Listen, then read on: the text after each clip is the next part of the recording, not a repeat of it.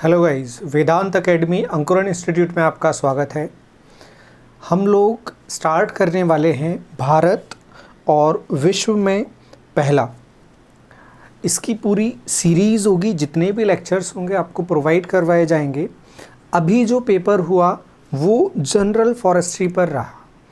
अब अगर उसको थोड़े बहुत इजी क्वेश्चंस देना है तो ये एक बड़ा रास्ता है जहाँ से क्वेश्चंस बन सकते हैं। तो हमारी कोशिश है एक सेक्शन ये भी ओपन दिख रहा है, यहाँ से क्वेश्चंस को कवर किया जाए, जिसमें हिस्ट्री भी शामिल हो जाएगी और विश्व का सबसे बड़ा छोटा सभी चीज़ें शामिल हो जाएंगी। इसमें ख़ास तौर से जो वेजिटेशन है, वनस्पति है, उनमें सभी चीज़ों को शामिल किया गया और दूसरा थोड़ा सा ध्यान दिया गया है एनिमल्स की तरफ भी देखा गया है। कुछ ट्रीटीज़ वगैरह हैं, ऑर्गेनाइजेशंस हैं, उनके बारे में थोड़ा बहुत डिस्कशन हम यहाँ पर कर लेंगे। तो ये पूरा फैक्चुअल बेसिस पर होगा जो आपके मेंस को ध्यान में रखकर ये सीरीज़ बनाई जा रही है। 5 या 6 लेक्चर में ये सब कंप्लीट हो जाएगा। तो हम स्टार्ट करते हैं। हाँ, आप लोगों के पास इंफॉर्मेशन रेगुलर पहुँचती रहे, इसके लिए आपको हमसे जुड़ने के लिए हमारे चैनल को सब्सक्राइब करना होगा।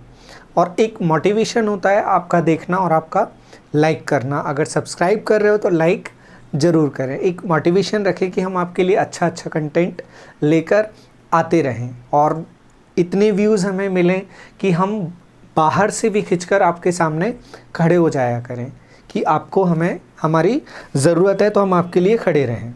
स्टार्ट करते हैं हम सीरीज़ में।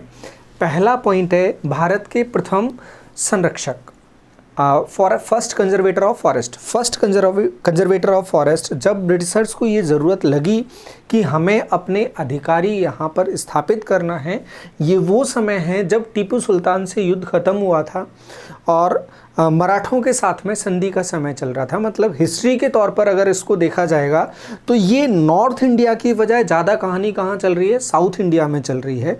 तो यहाँ पर कैप्टन वॉटसन को लाया जाता है साउथ इंडिया में, जो कि एक पुलिस अधिकारी थी। तो इन्हें पहला कंजर्वेटर बनाया जाता है।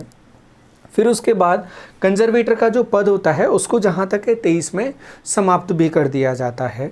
लेकिन फिर आगे चल के क्या होता है, भारत में पहला चिड़ियाघर बनाया जाता है। इसकी कहानी और भी बीच में है, लेकिन अभी हम फैक्ट डिस्कस कर रहे हैं तो सिर्फ इन्हीं पर बात करेंगे। भारत में पहला चिड़ियाघर अपने मनोरंजन के लिए ब्रिटिशर्स ने बनाया था, कलकत्ता में बनाया था पहला चिड़ियाघर। फिर उसके बाद भारत के पहले नियमित संरक्षक, अब संरक्षक को बनाना यहाँ पर फिर से स्टार्ट कर दिया था, 23 में ख़त्म किया था, जहाँ तक है 42-43 में फिर से स्टार्ट करके नियमित संरक्षक 1856 से रखा था क्लैगहॉर्न को।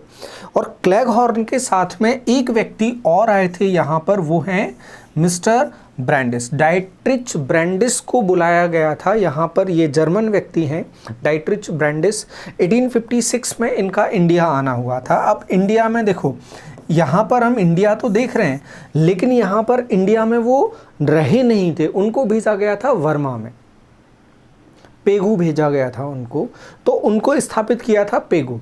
लेकिन बाद में जब यहाँ पर फॉरेस्ट्री ठीक से स्थापित हो रही थी, वो दौर चल रहा था 1864 में पहले महानिरीक्षक बनाए गए। अब ये डिपार्टमेंट बना दिया 1864 में और पहले इंस्पेक्टर जनरल के तौर पर डाइट्रिच ब्रैंडिस को रखा। डाइट्रिच ब्रैंडिस इंडियन फॉरेस्ट्री में बहुत बहुत बड़ा नाम है। ये एक आश्चर्य की बात थी कि 40 क्वेश्चंस में डाइट्रिच ब्रैंडिस का नाम नहीं पूछा गया, लेकिन आप भरोसा रखें इनका नाम जरूर 1 या 2 अगले पेपर्स में पूछा जा सकता है। तो फादर ऑफ इंडियन फॉरेस्ट्री कहा जाता है इनको, और ट्रॉपिकल फॉरेस्ट्री के भी फादर कहा जाता है, साइंटिफिक फॉरेस्ट्री के भी फादर कहा जाता है ब्रैंडिस को।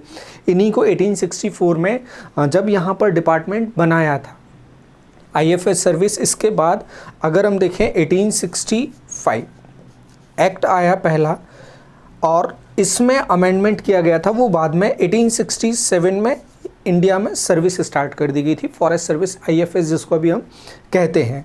तो ये भी हिस्ट्री का एक पॉइंट हो जाता है, ये भी पॉइंट हो जाता है। इसको आगे चल के अमेंड किया गया था 1878 में।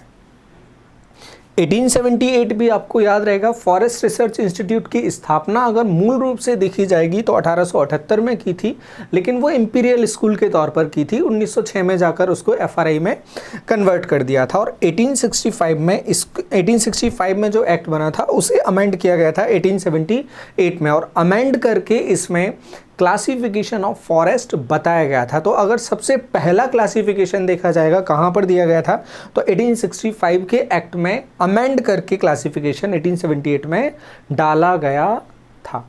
उसके बाद 1894 में डाला गया था वो आगे देखेंगे हम। अब चलते हैं पहला राष्ट्रीय वन अधिनियम। अब इसके बारे में हम पीछे बात कर चुके हैं। जब डिपार्टमेंट बना दिया था तो फिर लगा कि इसके लिए कुछ चीज़ें लेकर आए, नियम वगैरह तो लेकर आए, तो आधिकारिक रूप से अधिनियम लाया गया 1865 में। ये तीनों घटनाक्रम जुड़े हुए हैं वन के प्रथम विशेष सहायक संरक्षक 1867 में असिस्टेंट कंजर्वेटर ऑफ फॉरेस्ट, जिसे अभी हम बोलते हैं AC,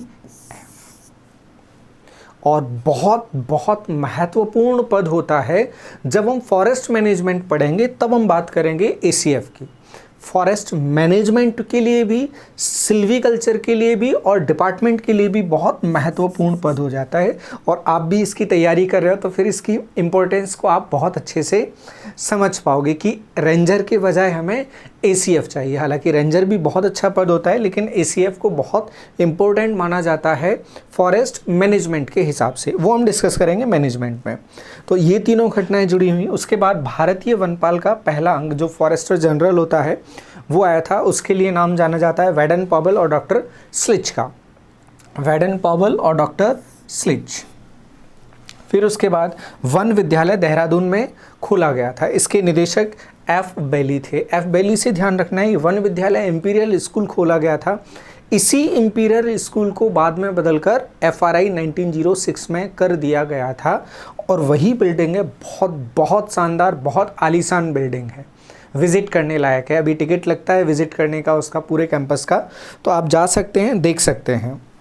थोड़ा सा करीब से जब जाकर उसको देखोगे तो सपने और जागेंगे, मेहनत करने का और मन करेगा, और बहुत सच्चाई से मेहनत करोगे।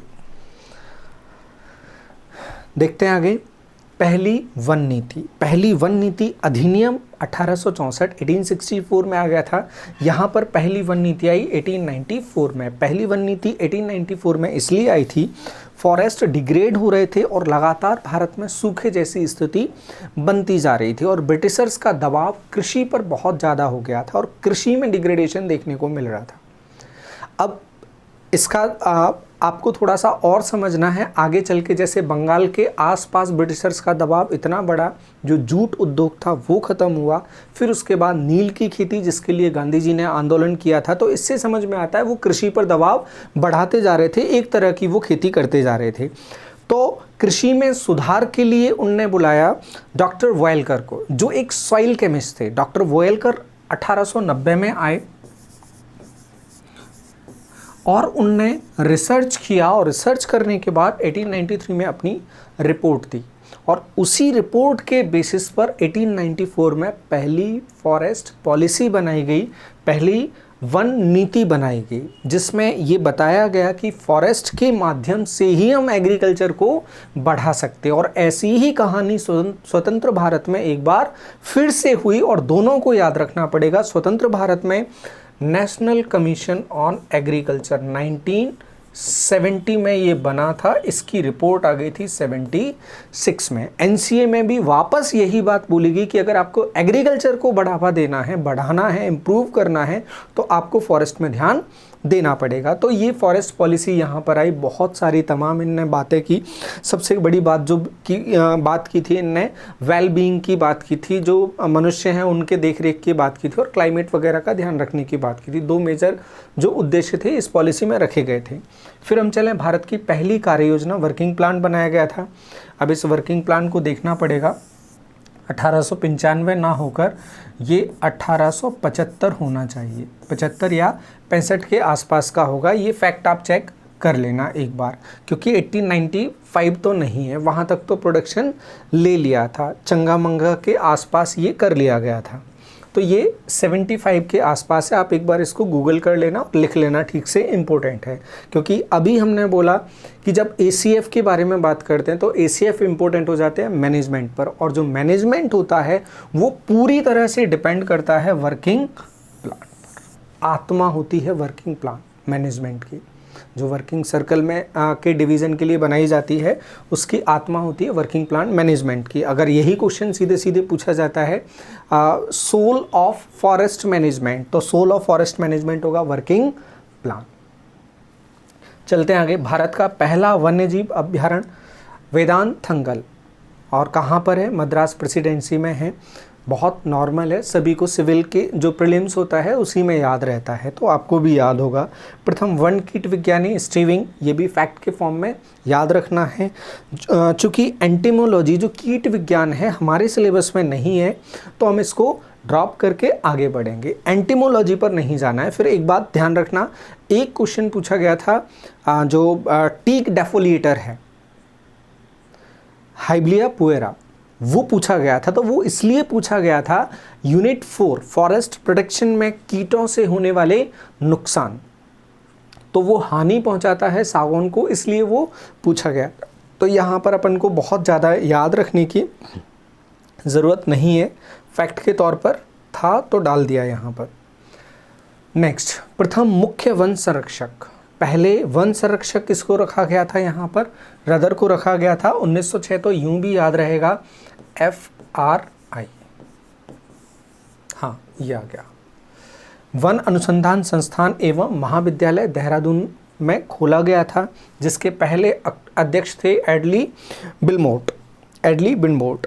और उससे ज़्यादा फैक्ट पूछे जाने की बात है, FRI की स्थापना पूछे जाने की पॉसिबिलिटी है। और सिंपल करेगा कहाँ पर है, वैसे भी आपसे अगर ये पूछ लिया कहाँ पर है और नहीं पता चल रहा है कहाँ पर है, तो आपको आंसर तो देहरादून ही लगाना है, ये तो क्लियर है भी, पहले से आप लोगों के दिमाग में सेट है ये बात। अब नेक्स्ट फैक्ट है, भारत के प्रथम सिल्वीकल्चरिस्ट, फर्स्ट सिल्वीकल्चरिस्ट ट्रूप को माना जाता है। सिल्वीकल्चर की अगर हम बात करें, सिल्वीकल्चर का मतलब होता है जो मैनेज्ड तरीके से, प्रॉपर साइंटिफिक तरीके से जब हम फॉरेस्ट को लगाते हैं प्रोडक्शन के लिए, सिल्वीकल्चर का मुख्य उद्देश्य प्रोडक्शन होता है। जब हम इस ओर साइंटिफिकली चलते हैं, सभी मेथड साइंटिफिक मेथड्स का यूज़ करते हैं, तो उसे कहा जाता है सिल्वीकल्चर। और जो थ्योरीज होती हैं उसे सिल्विक्स कहा जाता है मोटे तौर पर। पहला राष्ट्रीय उद्यान 1936 में हैली बना था, फिर बाद में उसका नाम चेंज करके, जहाँ तक है 57 में उसका नाम चेंज किया गया था। क्या रखा गया? जिम कॉर्बेट रखा गया था। कॉर्बेट एक्चुअली में वहाँ पर थे, और यूपी के जो गवर्नर थे वो थे हैली, तो हैली के नाम पर तब रख दिया गया था। फिर लगा कि ये जिसने काम किया एक्चुअली में उसके नाम पर होना चाहिए, तो फिर इसका नाम बदल के जिम कॉर्बेट कर दिया गया, जो उत्तराखंड में उस समय वो यूपी में हुआ करता था, उत्तरांचल जिसको कहा जाता है वहाँ पर हुआ करता था, चेंज कर दिया गया है नाम। फिर से इसका नाम चेंज किया था, रामगंगा शायद कर दिया था, और वापस इसको जिम कॉर्बेट ही कहा जाता है, रामगंगा ऑफिशियली नहीं है। अब देखें वन के पहले भारतीय महानिरीक्षक। अब भारत आज़ाद हो गया था तो पहले इंस्पेक्टर जनरल की बात की जाएगी। जो इंस्पेक्टर जनरल दिल्ली में बैठते हैं, सेंट्रल गवर्नमेंट के सबसे बड़े अधिकारी इंस्पेक्टर जनरल के तौर पर जाने जाते हैं। तो पहले IG किसको बनाया गया था? MD चतुर्वेदी जी को पहला IG बनाया गया था। पहला वन आंदोलन कब हुआ था? पहला वन आंदोलन 1973 स्वतंत्र भारत में ये माना जाता है। फिर एपिको वगैरह तमाम मूवमेंट आ जाते हैं, नर्मदा बचाओ वगैरह सभी आ जाते हैं, लेकिन पहला आज़ादी के बाद माना जाता है फॉरेस्ट के लिए जो संगठित तौर पर चला था। हाँ बिल्कुल, आपको याद आ रहा होगा कि सर अगर यहाँ पर 7 कर दें और ये 3 कर दें, ऐसे कुछ मिला हुआ 1730 के आसपास राजस्थान में जो विश्नोई जनजाति है, विश्नोई जनजाति ने विद्रोह किया था और महिलाओं ने विद्रोह किया था। बिल्कुल इसी तरह का ये मूवमेंट था, चिपको की तरह का ये मूवमेंट था जो 1730 में चला था, जो कि खेजड़ी वृक्ष के लिए था। और जो अमृता विश्नोई पुरस्कार दिया जाता है वो भी पर्यावरण के क्षेत्र में किससे जुड़ा हुआ है? खेजड़ी वृक्ष से जुड़ा हुआ है। ये क्वेश्चन MPPSC 2020 के फॉरेस्ट सर्विस के मेंस में पूछा जा चुका है और ये आपको एग्ज़ाम के 2 या 3 दिन पहले, 3 दिन पहले जितना याद है, वीडियो में बताया गया था क्वेश्चन नंबर 8 थर्ड वीडियो का, ये एज इट इज़ क्वेश्चन वहाँ पर समझाया गया था, एक्सप्लोर किया गया था। अब देखते हैं फैक्ट के तौर पर लास्ट इस सेशन का, भारत में पहला बायोस्फीयर रिजर्व, भारत में पहला बायोस्फीयर रिजर्व 1986 में बना। अब पहला बायोस्फीयर रिजर्व 1986 में बना तो भारत के लिए तो ये लेट माना जाएगा 1986 में, क्योंकि बायोस्फीयर रिजर्व जो बनने की कहानी थी वो 71 से IUCN की कहानी से ये स्टार्ट हो गई थी। IUCN ने इसका इनिशिएटिव लिया था बायोस्फीयर रिजर्व्स का। अब भारत में है कितने, दुनिया में कितने बायोस्फीयर रिजर्व हैं? अगर भारत की बात की जाएगी तो भारत में 18 बायोस्फीयर रिजर्व हैं आज, और दुनिया की बात की जाएगी 714 बायोस्फीयर रिजर्व हैं। तो इंडिया में 18 है, शायद ये पूछा भी जा चुका है इंडिया में कितने बायोस्फीयर रिजर्व हैं। तो MP में कितने बायोस्फीयर रिजर्व हैं? MP में बायोस्फीयर रिजर्व हैं 3। इन बायोस्फीयर रिजर्व को यूनेस्को की विश्व धरोहर सूची में भी शामिल किया जाता है। अगर भारत की बात करेंगे तो भारत में 18 में से 12 बायोस्फीयर रिजर्व ऐसे हैं जिन्हें विश्व धरोहर सूची में शामिल किया गया है, और इन 12 में से मध्य प्रदेश में 3 हैं। मतलब मध्य प्रदेश के सभी बायोस्फीयर रिजर्व को यूनेस्को की विश्व धरोहर सूची में शामिल किया गया है। अब हम देख लेते हैं मध्य प्रदेश में कौन कौन से बायोस्फीयर रिजर्व हैं। सबसे पहला आता है पंचमढ़ी, सबसे पहले पंचमढ़ी आता है। पंचमढ़ी कब बना था, बायोस्फीयर रिजर्व में कब शामिल किया था? 1999 में। फिर उसके बाद आता है अमरकंटक और अचानक मार वाला क्षेत्र, ये कब शामिल किया था? ये किया था 2005 में। और लास्ट आता है अपना पन्ना, पन्ना बायोस्फीयर रिजर्व। पन्ना कब शामिल किया था? 2011 में। और इन तीनों को यूनेस्को की विश्व धरोहर सूची में शामिल किया गया है। तो ये थे आपके नंबर ऑफ फैक्ट 19 यहाँ पर दिख रहे हैं, लेकिन इससे ज़्यादा संख्या हमने फैक्ट की कवर की। आप लोग कमेंट कर ज़रूर बताएं क्या ये सेशन आपको ठीक लग रहा है, और इस तरह के सेशंस फैक्चुअल बेसिस पर हमें लेकर आते रहना चाहिए, क्योंकि जो पेपर आपका देखने को मिला, और हमें भी पर्सनली ऐसा लगता है कि पेपर एक बैलेंस्ड फॉर्म में चलेगा। कुछ फैक्चुअल क्वेश्चंस होंगे और कुछ कंसेप्चुअल क्वेश्चंस होंगे। कंसेप्चुअल क्वेश्चंस को अलग रखें, फैक्चुअल क्वेश्चंस को हम अलग रख कर चलें। तो ये यहाँ पर कोशिश की जा रही है फैक्चुअल क्वेश्चंस को कवर करने की। उम्मीद है ये सेशन आप लोगों को बहुत अच्छा लगा होगा। अपना सपोर्ट ज़रूर दें, आपके सपोर्ट की ज़रूरत हमेशा रहती है। Thank you guys.